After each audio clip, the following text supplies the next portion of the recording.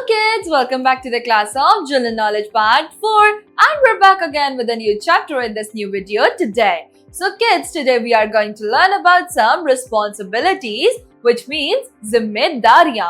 हम सभी की बीइंग अ गुड सिटीजन एक अच्छी जिम्मेदारी होती है जो हमें निभानी होती है.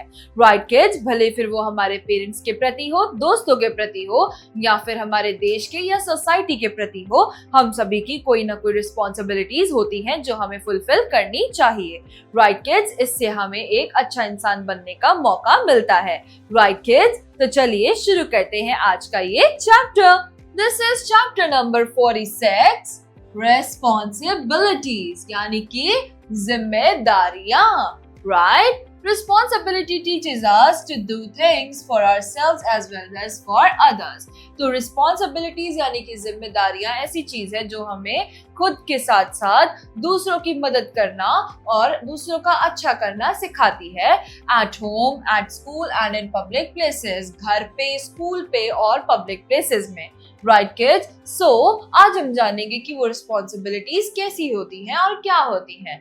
Like responsibility is good for us in the following veg. जिम्मेदारियां हमारे लिए अच्छी होती है इन वजहों की वजह से.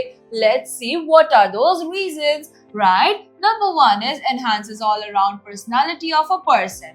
As I told you कि आपको एक बहुत ही अच्छा इंसान बनाने में ये मदद करते हैं.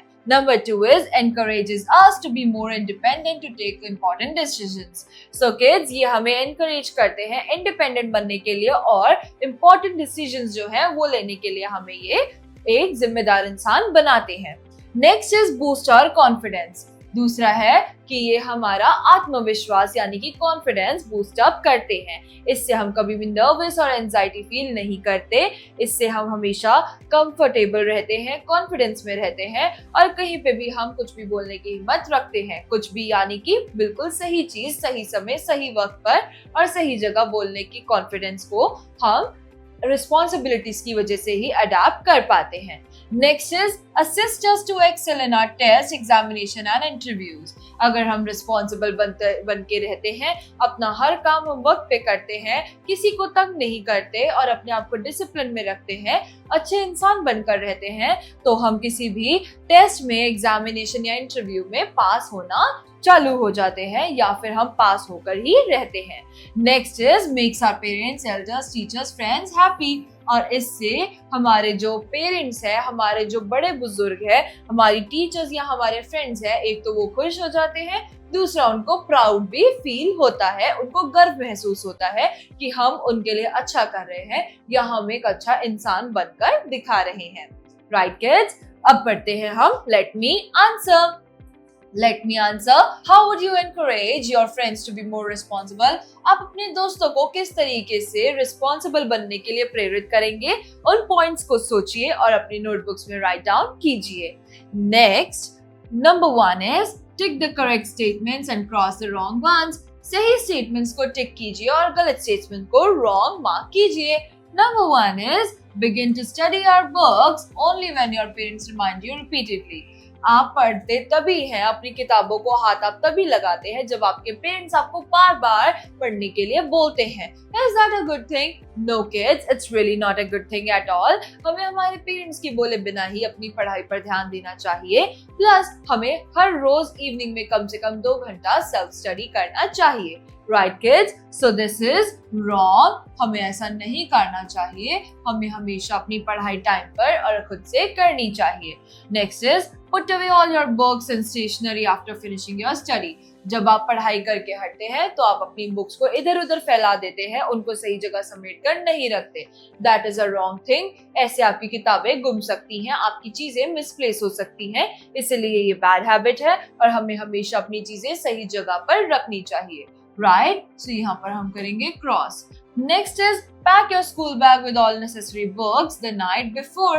जब आप अगले दिन स्कूल के लिए रेडी होते हैं तो उससे एक रात पहले हमेशा आपको अपना बैग रेडी कर कर सोना चाहिए. अगले दिन के टाइम टेबल के हिसाब से आपको अपनी सारी बुक्स अपने बैग में रखनी जरूर चाहिए. उससे आप सुबह लेट होने से बचते हैं. दूसरा, आप स्कूल में भी अपनी बुक्स को रिस्पॉन्सिबिलिटीज के साथ लेकर जाते हैं. तीसरा, आप कभी भी चीजों से मिस आउट नहीं करते. So this is Pack your school bag with all necessary books the night before. This is a very good habit, so we will tick it, right? Next is put away all your playthings and clean up yourself after finishing your game. So अपनी चीजों को इधर उधर रख देना and clean up yourself after finishing your game. और उसके बाद अपनी जो गेम है उसको खत्म करने के बाद आप अपने आप को साफ कर लेते हैं. Is that a good thing? Well, yes. जब आप अपनी चीजों को संभाल के रखते हैं तो उससे आपको चोट नहीं लगती, चीजें संभली रहती हैं. That is a good thing. So we will take it. Next is get up early in the morning without disturbing your parents. अपने पेरेंट्स को बिना डिस्टर्ब किए चुपचाप से मॉर्निंग में सही टाइम पर उठ जाना, जल्दी उठ जाना. This is a good thing. So we will tick it. Next is switch off all the electronic appliances like TV, computer, etc. after having finished using them. जब आप किसी भी चीज को इस्तेमाल कर लेते हैं तो उसको स्विच ऑफ करना जिम्मेदारी के साथ, जैसे कि TV, fan, air conditioner, computer etcetera. That's a very good habit. इससे बिजली की बचत होती है. Right kids, so this is a good habit. Let's tick it. Right, तो हमारी ये एक्टिविटी कंप्लीट होती है. Let's see the next one.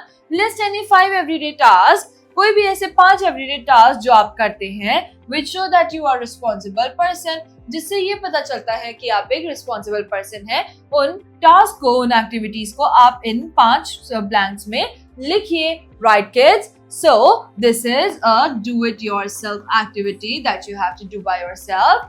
So with this kids, we are done with another chapter of general knowledge part 4. We will be back again with a new chapter and a new video. Till then, bye bye, take care and thank you kids.